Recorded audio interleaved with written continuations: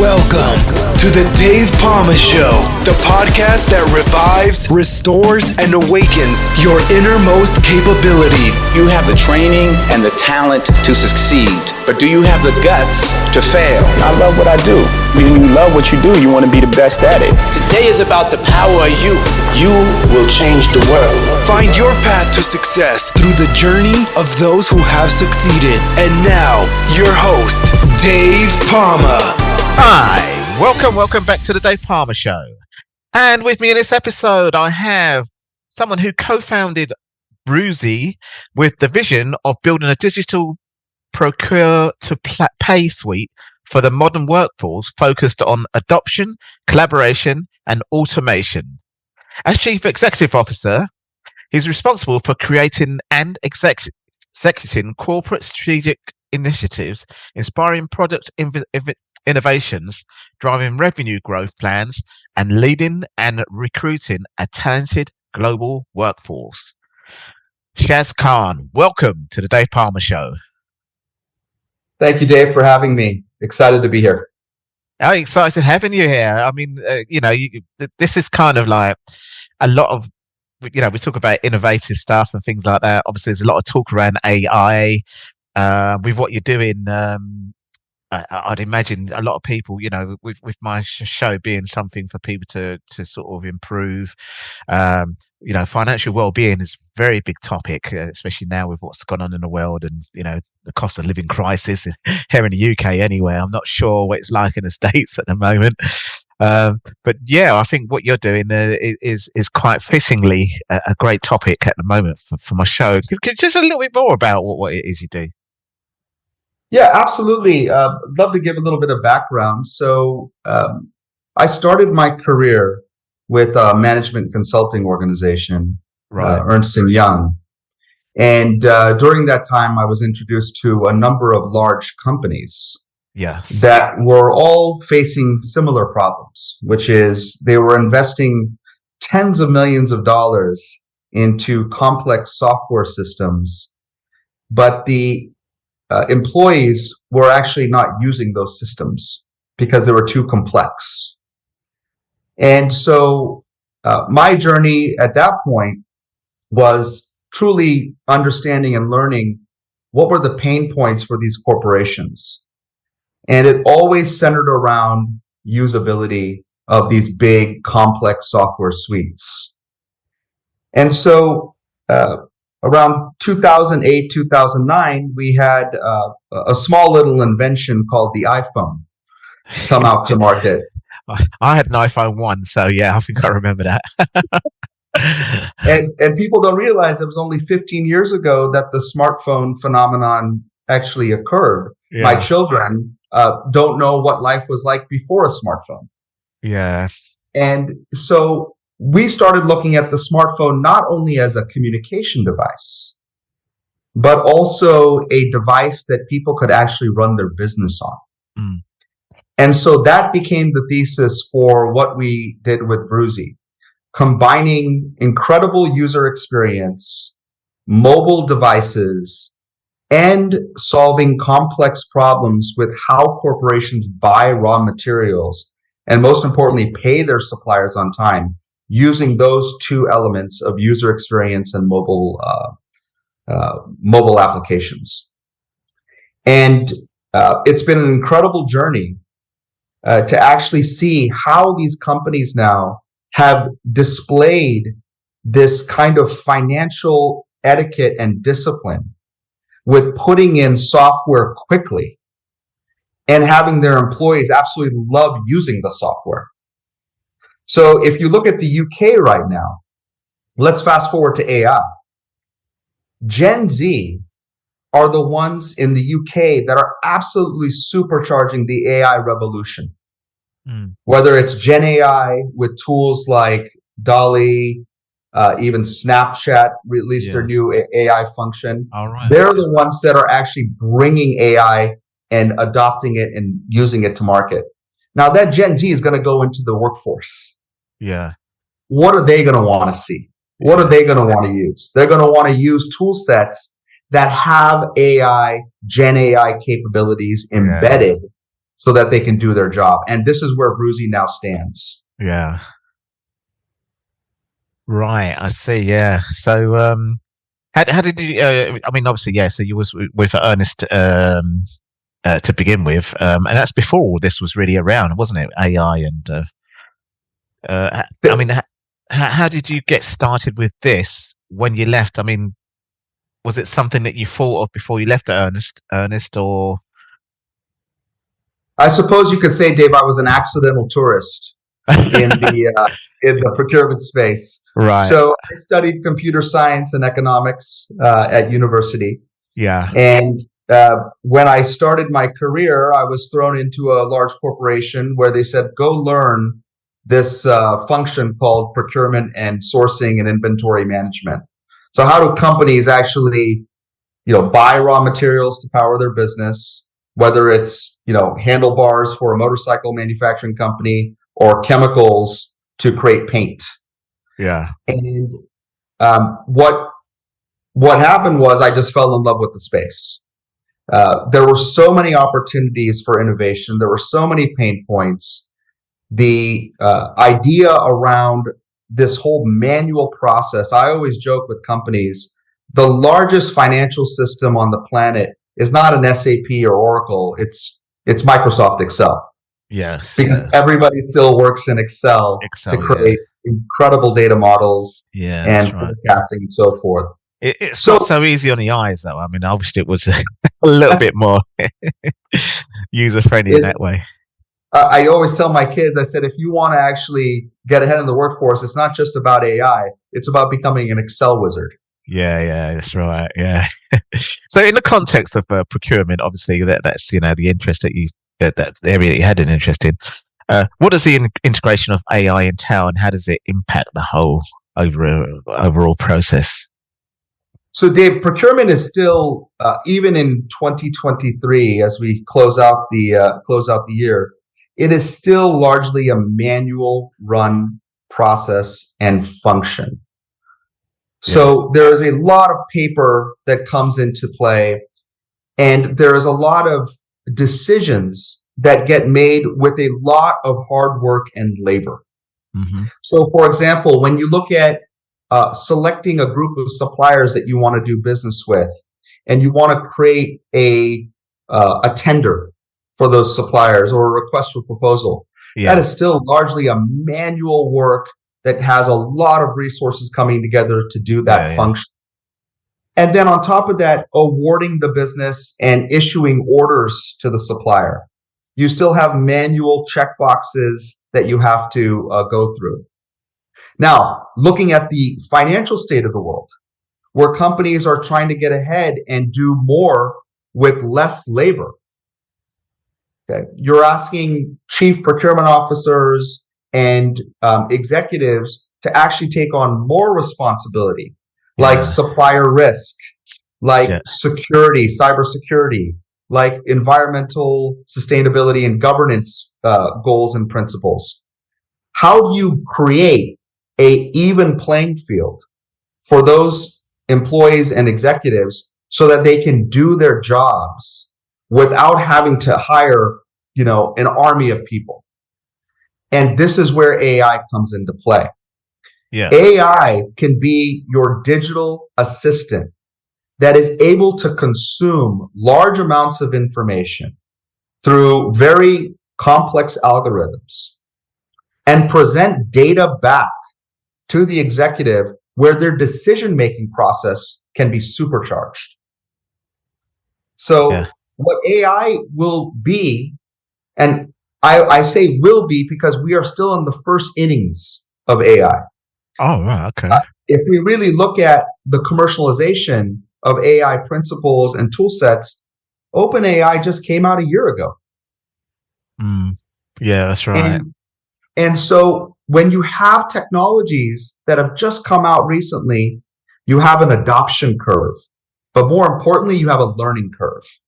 And so right now, in the fields of sales and distribution, the Office of Finance, procurement, you're in a learning curve section right now.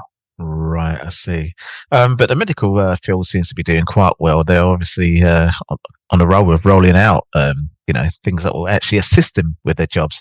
There does tend to be a scary a thing going around that AI is going to take over jobs, but it can help as well, can't it?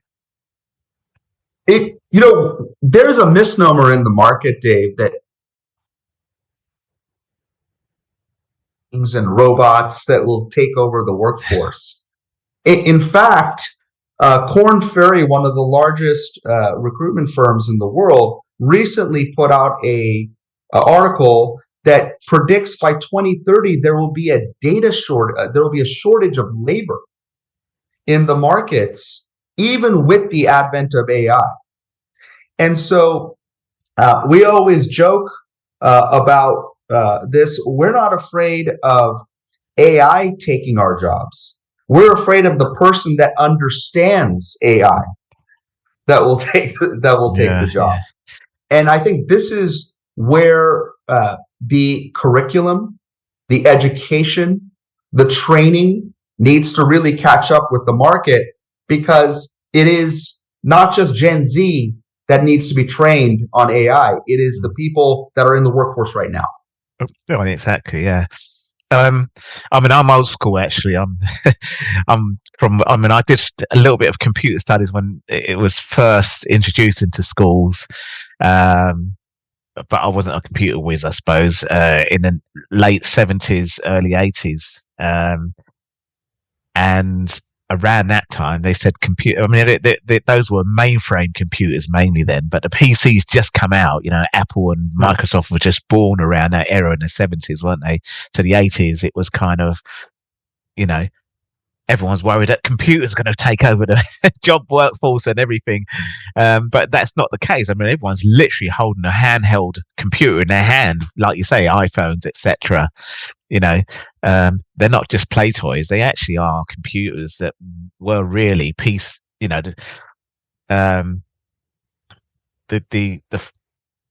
speed of it and what it can do would have been the size of a PC in my days. You couldn't get a small device then, but now, so what I'm getting at is nobody's job got took over, and everyone's literally holding a computer in their hands, aren't they? Or two, even. Absolutely. It's computing devices have become an enabler, a positive enabler for today's workforce and for just our own general consumer needs. I mean, my goodness, look at e-commerce, right? We can now go onto our smartphones, open up an app, order something as esoteric as a screw for a kitchen sink. Yeah. And have it delivered next day. Yeah. It costs a lot of postage. Postage costs more than a screw. Exactly. And I think that ease and that ability to synthesize so many complex things in that chain. What we're really talking about is the example I just gave on the purchasing from a consumer segment is the exact same problem that a business faces. Yeah. How do I have that consumer e-commerce experience brought into my workforce, remove the paper, and then be able to digitally process data at speed and scale so that I can have decisions made for me quickly? Nobody complained during the pandemic or the lockdowns, did they? It certainly worked then, didn't it?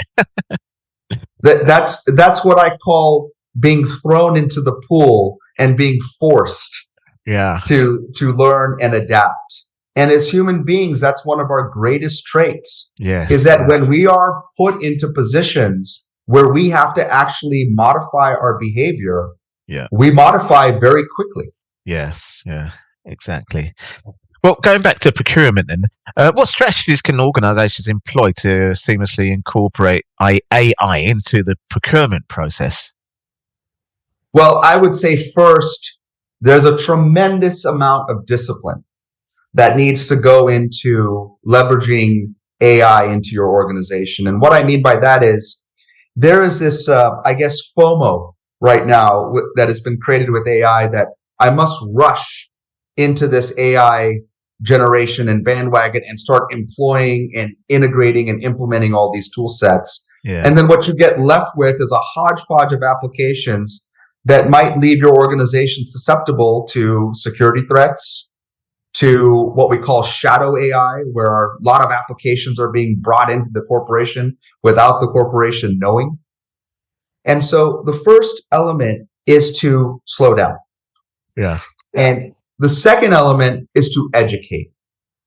And one of the key areas that we're seeing with companies is that they're going into this with the mindset of pilots, small projects with pain points that they're looking to solve that are very, very, very direct and short in time frame. So, for example, let's say that I wanted to put a project together that could automate all of the invoice data that I get from my suppliers. Yeah.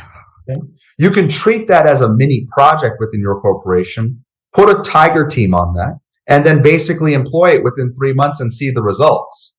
The beauty of where we are today is that you can fail fast. Yeah. But if you don't provide that culture of continuous innovation within your corporation, you not only will dishearten your employee base, but you will remove the ability for people to actually co-innovate and see results that you could barely see within your organization 5-6 years ago.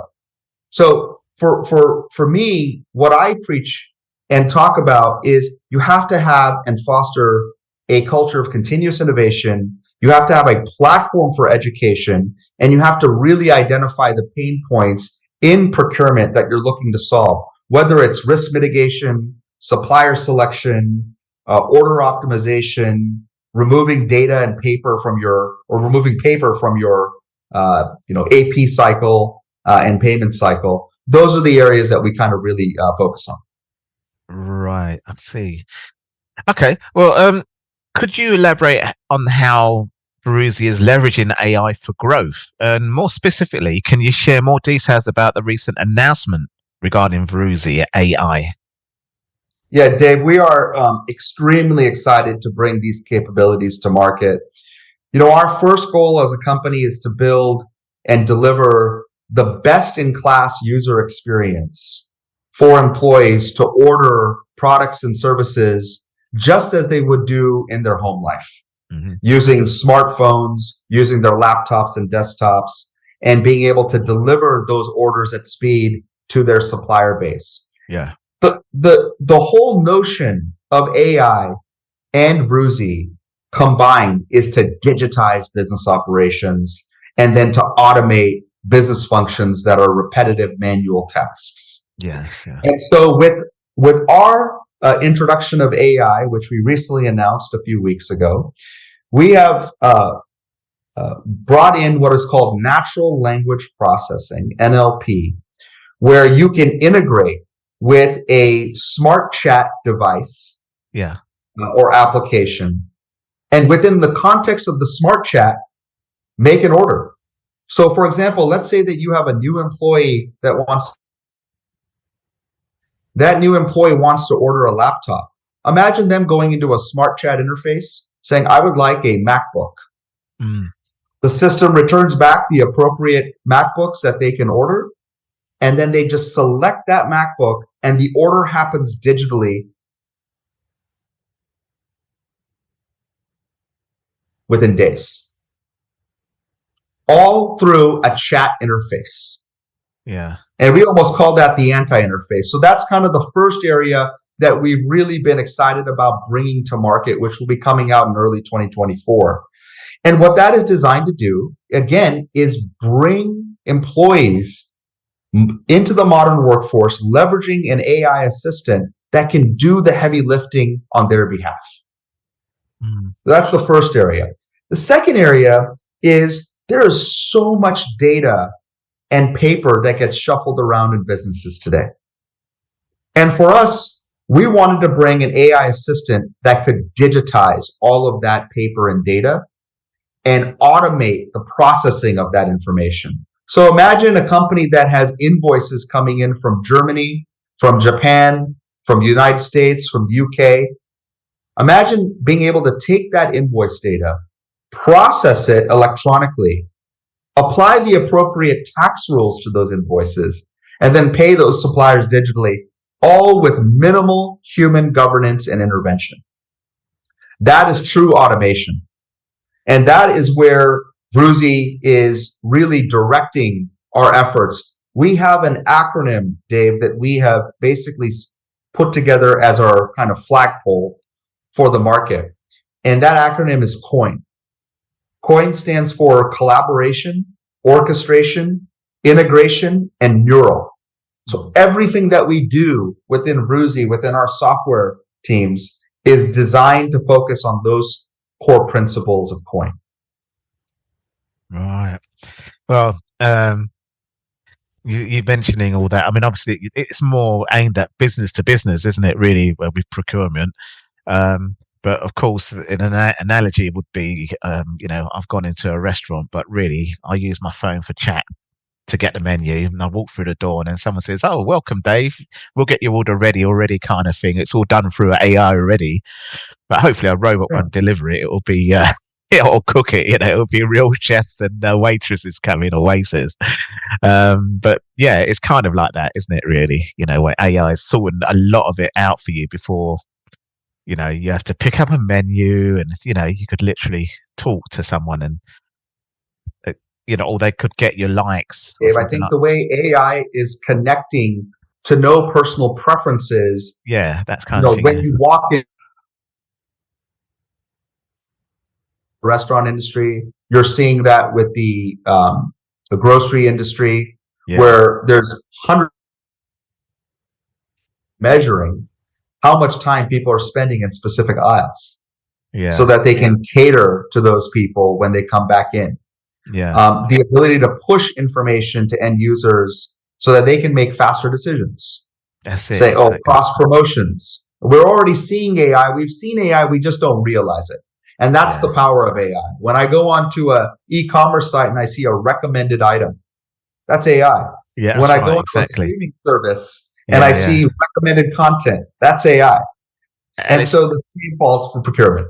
It is getting more accurate, and it's getting not scary, but it's getting kind of like, wow, how the hell did they kind of come up with something that I'd really, I'm looking for that actually. Yeah, well, I'll try that out, And I think it'll make shopping a lot easier. I'm just putting it from a business to customer level, because obviously, a lot of the listeners will be obviously not in the B2B industry, but there certainly will be some that are. It's just amazing what you're doing, I think the inspiration for innovation within B2B has to come from areas like business to consumer.